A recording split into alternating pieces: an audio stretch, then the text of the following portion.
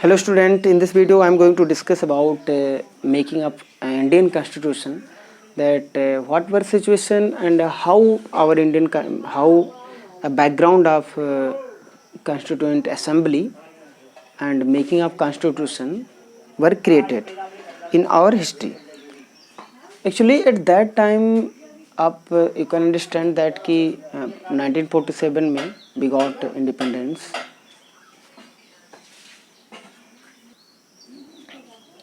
and 26 January 1950.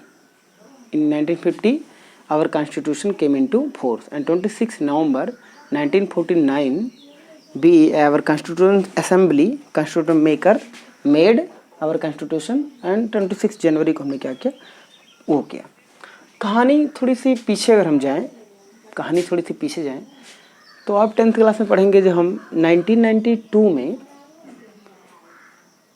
when non-cooperation movement was on the way, then Gandhiji demanded that destiny, luck and future of India will be decided by Indians, not decided by any external force, not decided by any external country. He gave this statement. And after in near about in 1929, in Lahore session was held of Congress session.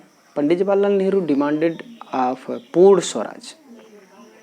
And then 1935 British Parliament passed an act, Bharat Shasan Adhiniyam, Indian Government Act 1935, जो कि भारतीयों की इच्छा के काफ़ी अनुरूप था, सही था. फिर आपको पता होगा कि 1939 में फर्स्ट वर्ल्ड वार शुरू होता है 1945 तक ले, ठीक है. तब तक ले भारत के संविधान को बनाने के लिए, भारत को आज़ाद करने के लिए काफ़ी चीज़ें, हिस्ट्री का पोर्शन है, आप हिस्ट्री में इसको देख लेंगे. हम हिस्ट्री के पोर्शन में बहुत ज़्यादा टच नहीं करेंगे कि हम हर एक चीज़ों को बताएं हिस्ट्री का. हम थोड़ा कॉन्स्टिट्यूशनल फ्रेमवर्क को हम बताते चलेंगे. तो वो परिस्थितियाँ हो गई कि डिफरेंट कमीशंस को भेज करके यहाँ के पॉलिटिकल सिचुएशन के बारे में जानकारी लेने की बात होने लगी थी. इसी में आप देखेंगे कि गवर्नमेंट इंडियन को समझने लगती है कि किस तरीके से मतलब चीज़ें कैसे हैंडल की जाएं, ठीक है. जब सेकेंड वर्ल्ड वार चल रहा था तो 1942 में क्रिप्स मिशन आता है. एक क्रिप्स मिशन आता है. क्रिप्स स्टैफर्ड क्रिप्स जो थे वो आते हैं और उनका एक वो रहता है डिमांड, मतलब प्रपोजल रखा जाता है कि किस तरीके से प्रस्ताव को रखा जाता है कि किस तरीके से होगा. अब उस समय मेजर पार्टी जो थी कांग्रेस पार्टी और मुस्लिम लीग. कांग्रेस ने इसको बहुत हद तक एक्सेप्ट किया, मुस्लिम लीग ने थोड़ा सा डिनाई किया और चीज़ें शुरू होने लगी. अब 1946 का समय आता है तो ये होता है कि कॉन्स्टिट्यूशन बनने की प्रक्रिया हो जाती है. जापान इस समय अटैक करने वाला होता है भारत पे 1942 में. तो ब्रिटिश को लग जाता है कि हमें आज़ादी करने की ज़रूरत है. तो 389 मेंबर की एक कॉन्स्टिट्यूशन असेंबली बनी. एक कॉन्स्टिट्यूशनल असेंबली बनी, ठीक है. असेंबली, ये कॉन्स्टिट्यूशनल असेंबली को बनाना था कॉन्स्टिट्यूशन, लेकिन लास्ट में 299 लोग ही हमारे कॉन्स्टिट्यूशन को बनाते हैं. इसकी पहली बैठक जो होती है 9 दिसंबर को होती है, ठीक है. 9 दिसंबर 1946 को पहली बैठक होती है. डॉक्टर सच्चिदानंद सिन्हा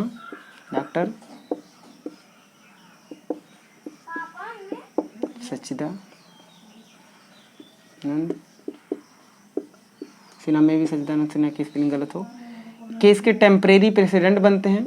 फिर 11 दिसंबर को 1946 को डॉक्टर राजेंद्र प्रसाद को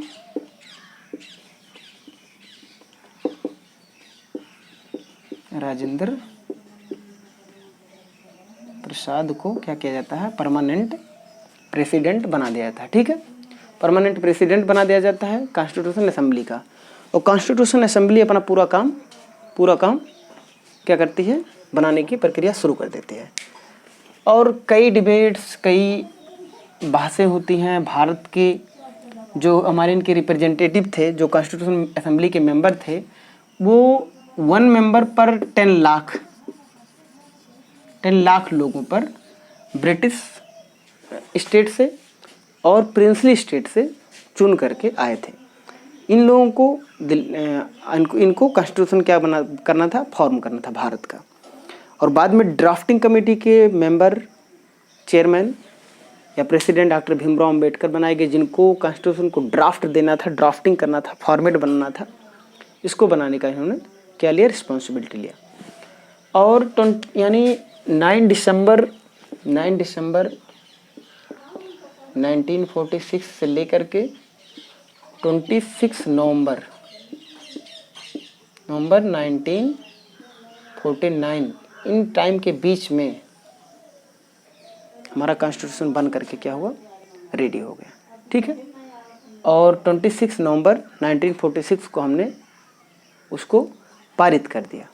ठीक है, पारित कर दिया कि हमारा कॉन्स्टिट्यूशन ऐसे है, ये है। ठीक है, अब चूँकि हम आज़ादी पा ही गए थे, इसके बीच में पाकिस्तान का विभाजन भी हो गया था, तो कॉन्स्टिट्यूशन असेंबली भी क्या हुई थी, डिवाइड हो गई थी।